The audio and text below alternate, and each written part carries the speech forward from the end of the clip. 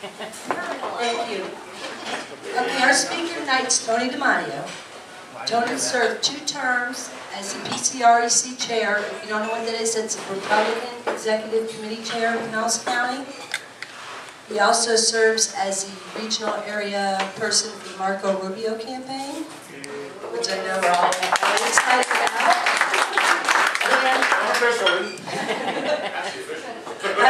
Officially. But Tony has a great more accomplishments. Last year, Tony was named the George Heber Republican of the Year Award. He was given, and he has a lot more accomplishments. He's our state committeeman currently at this time, and I'll let Tony tell you more about himself and what he's accomplished. Tony DiMatteo.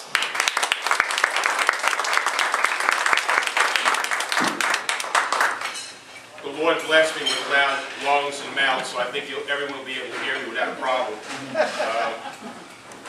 If you haven't guessed already, I was born in New York, and I guess they call me a damn Yankee because I stayed. Okay. Very proud to be here with the Pinellas Patriots. It's so great to see new people getting involved.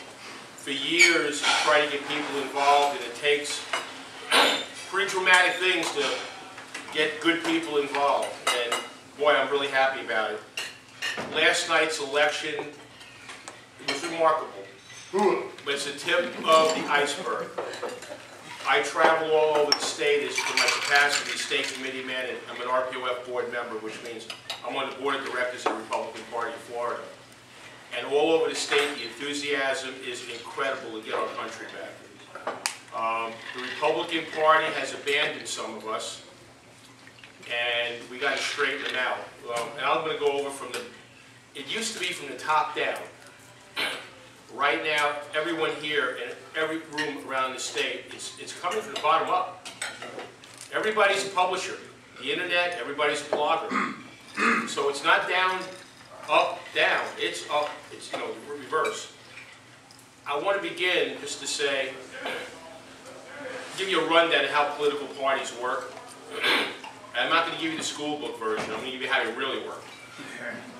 Even though I'm counting, it's okay. The Republican Party, the RNC, the Republican National Committee, the monkey mucks you hear about that get involved where they shouldn't sometimes, like trying to endorse one senator over another in Florida. Michael Steele is the national chairman. The people that are from Florida, that are RNC members, is the chairman of the Republican Party of Florida, which currently until February 20th is Jim Greer, the National Committee man, which is Paul Semp, and the National Committee woman. Well, 50 times 3 is 150 members, basically, and a few others. There's about 175 members in the entire United States that make up the Republican National Committee. It's a very select group, 3 or 4 from each state. And we have 3 members from Florida, as I just pointed out. The RPOF, which you see in the blogs, and Jim Greer and all this great stuff with the American Express and all this other stuff going on. Our state party chairman, Jim Greer, is a member of the state party, and he's the head of the state party. And there are state committee men and women, which I am one.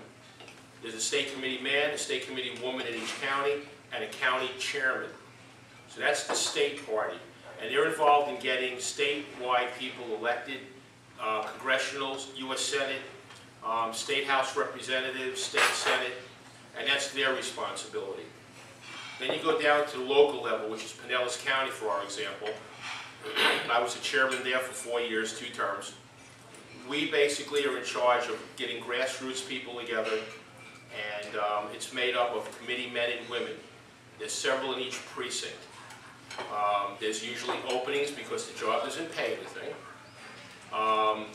You get a lot of, work and sometimes a little bit of glory, but you get a lot of satisfaction.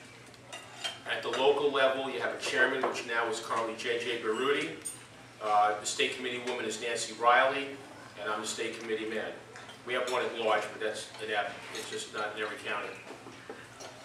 That's basically a basic party structure. The reason why I got involved in all of this is when I grew up in New York City, my parents Republicans. My father was a steam fitter, a union guy, and he's a Republican, go figure, right? And my mother was a housewife. Back then, and I was born in 50, back then the women really didn't have to work. Unlike today where it takes two, my wife works, you know, it's just the way it is.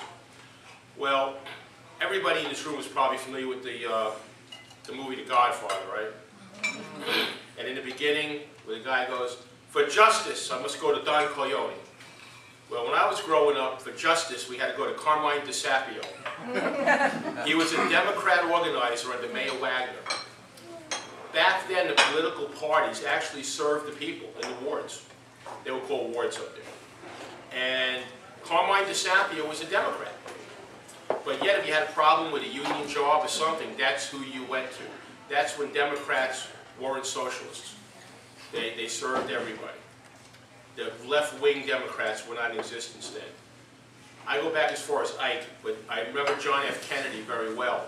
JFK would have been a Republican if he was alive today. He basically, if you look at that family, they had a lot of money, a lot of connections. Joe Kennedy was the chairman of the SEC, and like Rush says, from those from Rio Linda, it's not the Southeast Conference, it's the Security Exchange Committee. He had a lot of juice. He had sons. Joseph Kennedy died in World War II in a bomber. JFK, our president, was wounded in PT-109. I'm sure everybody saw the movie or read the book. And he was a president. When he was elected president, what's the first thing he did? Anybody remember? He cut taxes, exactly right. He cut the marginal tax rate down. He built up the national defense, and we had a pretty good national defense guy before that, Ike Eisenhower. But he built up the national defense. He also said he had a goal to put a man on the moon in 10 years, national pride. Again, this man would be a Republican today. After him, we had a real great guy, a Big Tent guy. He started the Big Tent theory, Lyndon Baines Johnson, the Great Society, the beginning of welfare, the beginning of tearing up of the families. So the Democrats went a little bit left after JFK, so they got a Boston patriot, really, and now we got a good old boy from Texas.